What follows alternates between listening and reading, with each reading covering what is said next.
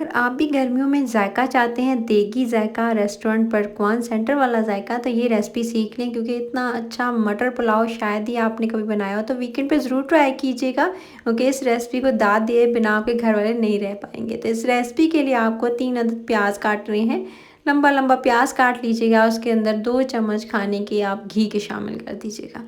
इस रेसिपी को आप घी से बनाएंगे तो आप यकीन कीजिएगा बिल्कुल एकदम देगी और पकवान सेंटर दोनों को आपने कुक करना है जब तक कि जो प्याज है उसका कलर हल्का सुनहरी नहीं हो जाता। ज़्यादा ओवर कुक नहीं करना, जिस तरह के प्याज को किया जाता है चावलों में इस तरह नहीं देना है कलर, बस हल्का सा लाइट सा गोल्डन कलर आने दीजिएगा। साथ में आप 1 टेबल स्पून खुश्क धनिया का शामिल कर दें, साबित वाला खुश्क धनिया।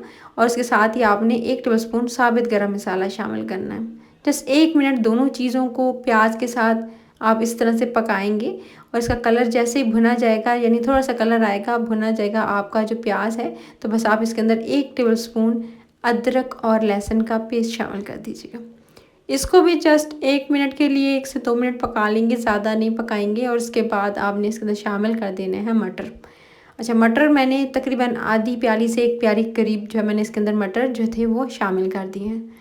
मटरों से बहुत ज़्यादा अच्छा जायका आएगा। इसको देखिएगा क्या क्या चीज़ें ऐड करती जा रही हूँ। बस फिर आपने इसके अंदर नमक शामिल करना है। चावल हैं तो 2 टीस्पून के करीब तरीन आप इसके अंदर नमक शामिल कीजिएगा। अभी कुछ शामिल कर रही हूँ, बाद में चख के आप जो है वो इसके अंदर नमक बढ़ा सकते हैं क्योंकि चावलों में थोड़ा नमक ज़्यादा ही जाता है।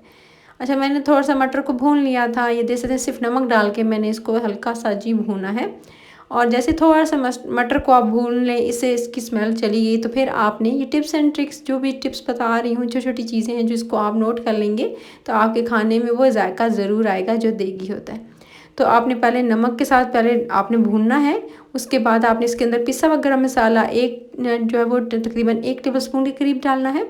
फिर आपने इसके अंदर जो है वो चाट मसाला 1 छोटा टीस्पून, लाल मिर्च का पाउडर तकरीबन इसके अंदर शामिल करेंगे। जो कुटी हुई लाल मिर्च है वो तकरीबन जो आप इसके अंदर 1 टीस्पून के करीब शामिल कीजिएगा। तमाम मसालों को अच्छे से भूनने के बाद 2 अदद हरी मिर्चें शामिल करेंगे इसके साथ ही।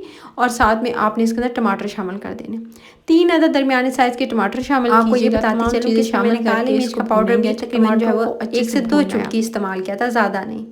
अच्छा, तमाम चीज़ों को अच्छे से भून लिया, टमाटर भी अच्छे से गल गए। और जैसे जब टमाटर अच्छे से गल जाएंगे, मटर तकरीबन जो है वो 60 to 70% गल जाएँ तो इसके अंदर पानी शामिल कर दीजिएगा। अच्छा, चावल मेरे पास 1.5 गिलास है तो इस हिसाब से मैंने चावल जो थे वो आधा घंटा पहले भिगो के रखे थे। तो मैंने इसके अंदर जो पानी है तकरीबन 2.5 पानी तकरीबन पानी शामिल। 2.5 का मतलब है कि आपने इसके अंदर 2.5 गिलास जो है वो 2 गिलास भरकर और 1 आधा गिलास शामिल कीजिएगा। पानी को थोड़ा सा जोश आने देंगे, यानी थोड़ा सा उबलने देंगे। फिर आप इसके अंदर चावल जो पहले से आपने भिगोकर धोकर रखे थे वो शामिल कर देंगे।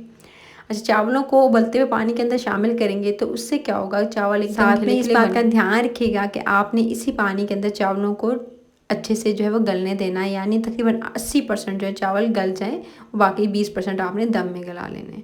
तो ये देख सकते हैं पानी अच्छे से ड्राई हो गया था, हल्के हल्के इसके अंदर जो है नमी सी जो आपको महसूस हो, तो बस आपने जो है तभी इसका चूल्हा हल्का कर देना है। ऊपर से डालना है जर्दा रंग, थोड़ा सा ऊपर से डालेंगे ताकि एकदम देगी फ्लेवर के तो आ ही चुका था इसके अंदर, लेकिन ऊपर से एकदम जो है देगी जो फीलिंग आएगी आपको जर्दा रंग डालने के बाद। उसके बाद मैंने इसको ढक्कन लगा के तकरीबन 10 से 12 मिनट का दम दे दिया। 10 से 12 मिनट के बाद आप दम हटा कर देखें, चावल देखें, एक एक दाना अलग अलग आपको नज़र आ रहा होगा।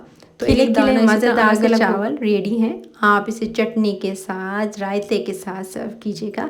वीकेंड है, हफ्ता इतवार है आगे आने वाला है, तो आप इसे ज़रूर बनाइएगा क्योंकि ज़रूरी नहीं कि चना पुलाव या आप बीफ पुलाव, मटन पुलाव बनाएं। कभी कभी इस तरह से मटर के साथ भी चावल बना लिया करें तो घर वालों को वो भी रेसिपी अच्छी लगती है। कि बताइएगा कमेंट बॉक्स में किस किस को अच्छी लगी ये रेसिपी और किस किस घर में ये बनने वाली है।